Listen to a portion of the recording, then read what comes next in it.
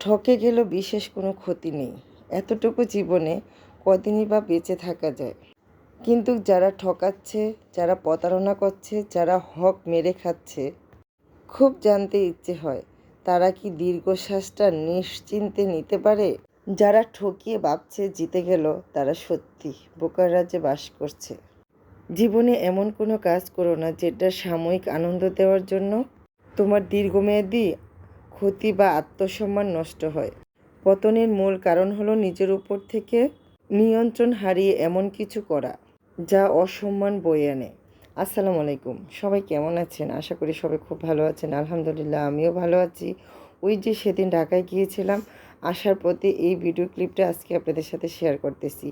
একদমই সন্ধ্যা হয়ে যাচ্ছিল, আসলে বাসের মধ্যে পর্দা দেওয়া ছিল। যখন পর্দাটা ফাঁকা করলাম তখন দেখি একদম সূর্য ডুবে চারদিকে অন্ধকার হয়ে আসছে, কিন্তু দৃশ্যটা এত ভালো লেগেছিল, নদীর দৃশ্যটা দেখে একদম মনোমুগ্ধ হয়ে গেছি। তারপরে আমার মেয়েকে দেখালাম কি সুন্দর দৃশ্য।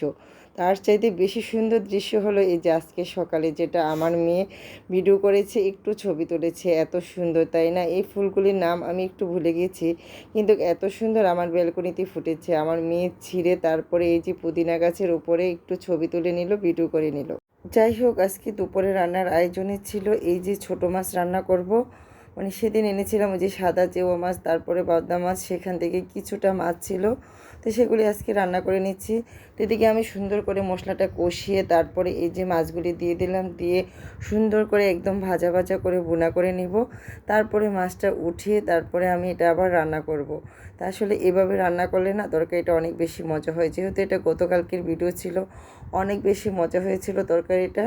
তো আমি আমার মেয়ে অনেক বেশি পছন্দ করে খেয়েছিলাম। তো যাই হোক, মাছগুলি না আমি একদম সুন্দর করে ছড়িয়ে দিচ্ছি প্যানের মধ্যে, দিয়ে চুলার আঁচটা লো হিটে রেখে সুন্দর করে ভাজা ভাজা করে ভুনা করে নিলাম।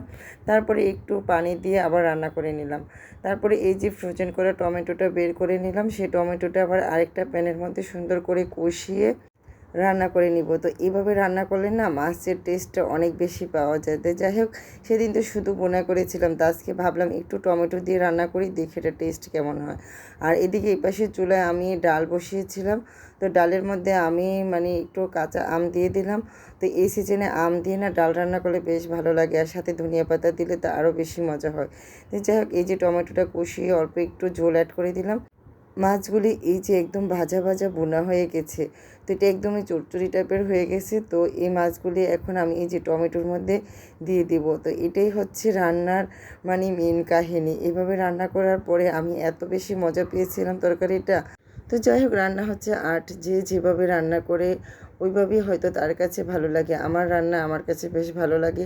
তো এটা আমার ফ্যামিলির কাছ থেকে শেখা, আমি আমার আপুদের কাছ থেকে, আমার মায়ের কাছ থেকে ধারাবাহিকভাবে আসছে রান্নাটা। তো আমি আমার মতো করে কিছুটা নিজে রান্না করার চেষ্টা করি। মাঝে মাঝে যখন না আমি নিজে নিজে কিছু নতুন কিছু ট্রাই করি, তখন সেটা খেয়ে আমি নিজেই অনেক বেশি মজা পাই। আর আমার ছেলে মেয়ে যখন বলে সত্যি অনেক বেশি মজা হয়েছে, তখন আরও বেশি রান্নার আগ্রহটা বেড়ে যায়।